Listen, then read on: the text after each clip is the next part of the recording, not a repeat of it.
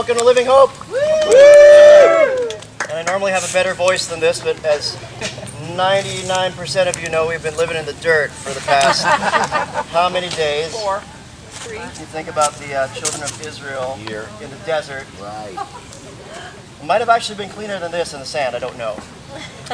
But hard to believe Christine and I and JoJo have been here at Living Hope for about a year now. Because we came in July, end of July. And up until last night I had not yet been properly hazed. But actually this weekend, you guys remember we did the little leap of faith activity. For those of you who weren't here, Pastor Mark and Sean, one of our elders, set me up For a fall. for a fall, yes. So they put me on this thing. They had 2 little sticks and they had a wooden board. They had these 2 guys raise the board. Oh, first they blindfolded me twice. They had the board raised up, and I was led to believe that I was going up to like here on Sean, right? And they say, "Okay, jump." So this is just obedience to the senior pastor at this point, right? This is part of the hazing. So I go ahead and I jump off, and it's like, you know, like 6 inches off the ground. It was actually 2.5. Was it 2.5? Yeah. It felt like 6 inches. So that was called the leap of faith.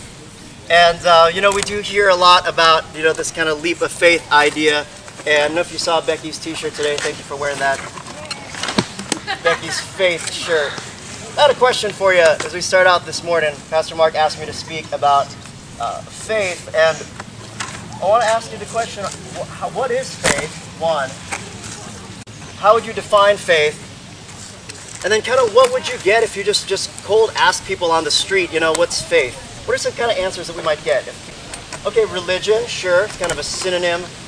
The Christian faith. Spirituality. Spirituality, okay, great. I'm spiritual but not religious, right?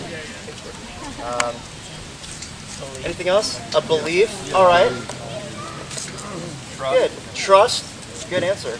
Good answer. Well, the author of Hebrews opens up chapter 11 with 6 verses, and he starts out defining faith. The author of Hebrews says, "Now faith is being sure of what we hope for, and being certain of what we do not see. This is what the ancients were commended for. By faith we understand that the universe was formed at God's command, so that what is seen was not made out of what was visible. By faith Abel offered God a better sacrifice than Cain did. By faith he was commended as a righteous man when God spoke well of his offering. And by faith he still speaks, even though he is dead.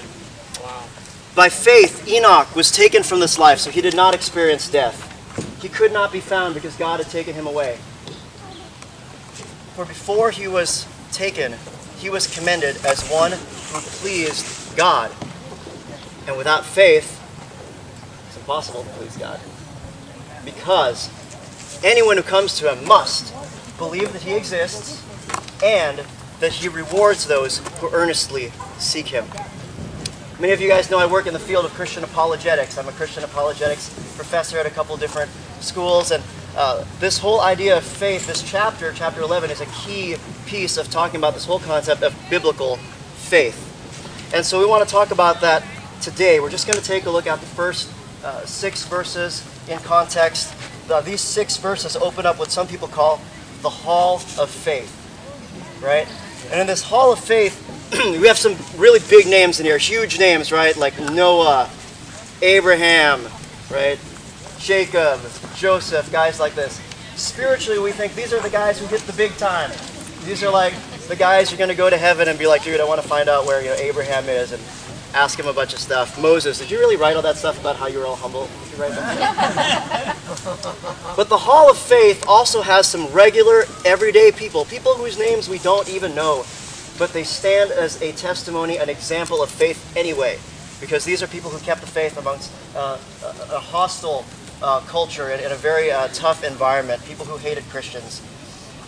I wonder how many of you would be interested in knowing the secret of how these regular, everyday people live by faith every day. Anybody interested in that? Yes, we are. Well, that is what we're going to talk about today. Right.